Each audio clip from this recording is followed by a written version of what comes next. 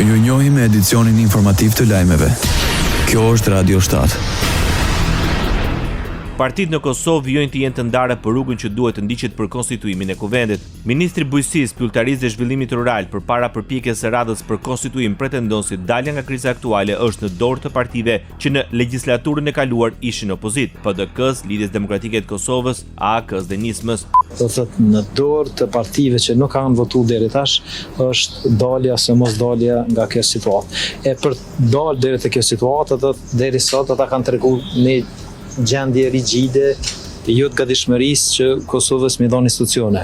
Ai pretendon se si grup parlamentar kanë ofruar zgjidhje për daljen e vendit nga kriza.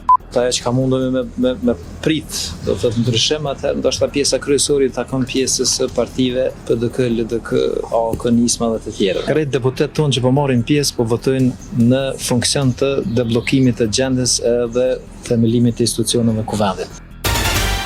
Partia Demokratike e Kosovës i bën thirrje vetëvendosjes të ndryshojë kandidaturën për kryetar të kuvendit nëse kërkon vota për konstituim. Deputeti për Parim Gruta akuzon shumicën se po i mban peng institucionet për shkak të emrit Albulena Axhiut, ndërkohë që nuk ka projekt për rritjen e pagave apo uljen e çmimit të rrymës. Ne mund të kishim thënë se nuk votojmë askënd nga vetëvendosje, që do të ishte e drejtë politikisht, por meqë u duhen votat tona, ne kemi kërkuar që të nderohet kandidati. Nuk votojmë në diktat, as në formë të fshehtë, tha Gruta, deputeti i Partisë Demokratike të Kosovës. Kryetari i Nismës Social-Demokrate Fatmir Limaj pretendon se ngërçi politik mund të zgjidhet vetëm përmes dialogut dhe marrëveshjeve ndërmjet partive politike. Ai theksoi se është e domosdoshme një marrëveshje politike dhe secila palë duhet të marrë përgjegjësinë që i takon. Ai shtoi se zgjidhja mund të vijë vetëm nga negociatat nëpërmjet forcave politike dhe bëri të ditur se Nisma nuk ka marrë asnjë ftesë zyrtare për të dhënë ndonjë propozim në lidhje me procesin e konstituimit të kuvendit. Dhe rruga e vetme që Kosova si shtet serioz, ose duhet serioz është përmes bisedimeve dhe marrëveshjeve politike që pastaj partnerët do të gjejnë njëri tjetrin. Dhe kështu të përfundojë kjo situatë pa kuptim. Alianca për Ritmin e Kosovës ofron kandidaturat sipas saj të pranueshme për të zgjedhur kryetar të kuvendit. Deputeti i AK-s Daud Haradinaj listoi emrat e deputetëve Shqipe Selimi dhe Saranda Bogujevsi si kandidatura të mundshme. E kemi ofruar dhe si opozitar këtë favor, mendoj që është i mjaftueshëm, kjo është një ofertë e mirë dhe Kurti duhet të reflektonte, deklaroi Daud Haradinaj nga Alianca për Ardhmërinë e Kosovës.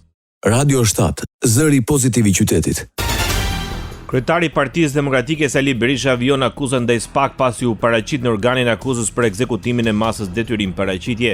Për kreun e opozitës shqiptare, Altin Dumani qëndron në krye të amnistisë së krimit elektoral.